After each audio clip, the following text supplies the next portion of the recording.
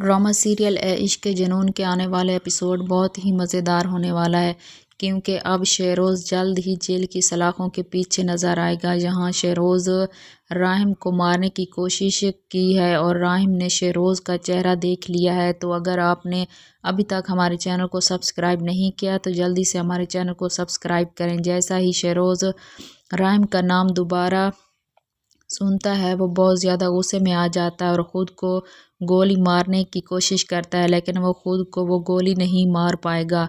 और इसकी माँ आकर शेरोज़ से कहेगी कि ये क्या हरकत थी, तुम अपनी जान लेना चाहते हो, तुम्हें शर्म नहीं आ रही कि तुम्हारे बग़ैर मेरा है कौन। फिर शेरोज़ कहेगा कि मैंने कितनी मिन्नतें करके वो प्रोजेक्ट हासिल किया और बाबा ने क्या कहा कि वो राहिम संभाल लेगा। मेरी तो इस घर में कोई हैसियत ही नहीं है। जब से मैं पैदा हुआ हूँ इस घर में सिर्फ एक ही नाम सुनता आ रहा हूँ और वो है राहिम।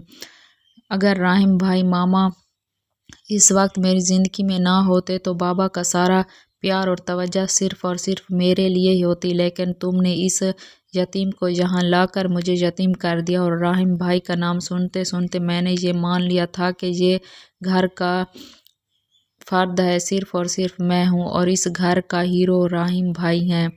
अब आप लोगों ने मिलकर मुझे इस कहानी का विलन बना दिया है।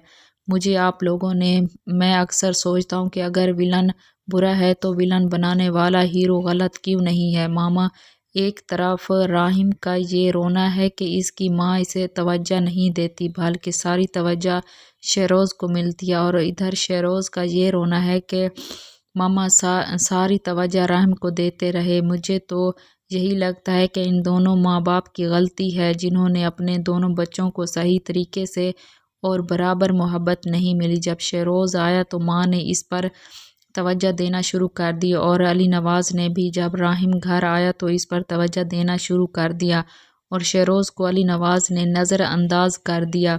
दूसरी तरफ आफिया ने नज़रअंदाज करना शुरू कर दिया, जिसकी वजह से दोनों बच्चे अब इसी कमी का शिकार हैं कि एक तरफ उन्हें माँ का प्यार नहीं मिला और दूसरी तरफ बाबा का भी प्यार नहीं मिला। जहां अब शेरोज़ राहिम का हर वक्त नाम सुन सुनकर तंग आ चुका है और इसने फैसला कर लिया है कि वो राहिम को ज़िंदा नहीं छोड़ेगा। दूसरी तरफ ऐमन को भी सब कुछ याद आ चुका है और जैसे ही वो राहिम के कमरे में जाएगी तो राहिम से कहेगी कि राहिम, मुझे आप पर यकीन करना चाहिए था। मैं ऐसे बेयकीनी के लम्हे में थी कि मुझे आपकी सच्चाई देख ही नहीं पाई और मैंने आप पर यकीन तक नहीं किया।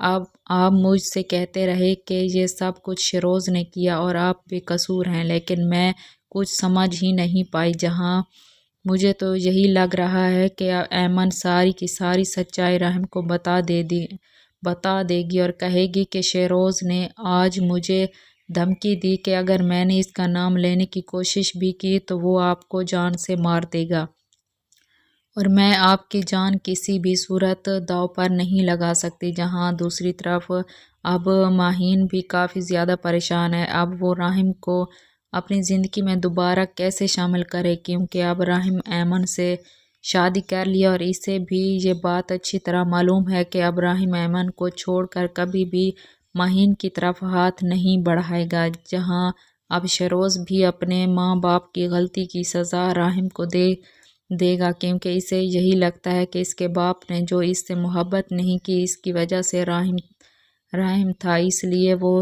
राहिम की जान लेने के लिए अस्पताल पहुंच जाएगा।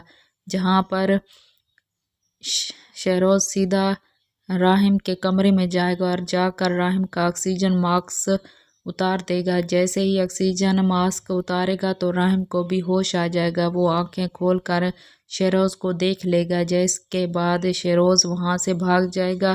फिर राहिम की हालत थोड़ी ख़राब होने लगेगी, लेकिन इसे होश आ चुका होगा, इसी वजह से वो अपना ऑक्सीजन मास्क दोबारा लगा लेगा। जहां फिर जैसे ही रोज़ बाहर आएगा तो इसे इसकी माँ मिलेगी और तब शेरोज़ आफिया से कहेगा कि मुझसे एक बहुत बड़ी गलती हो गई है कि मैंने जैसे ही इनका ऑक्सीजन मास्क उतारा उन्होंने मुझे पहचान लिया।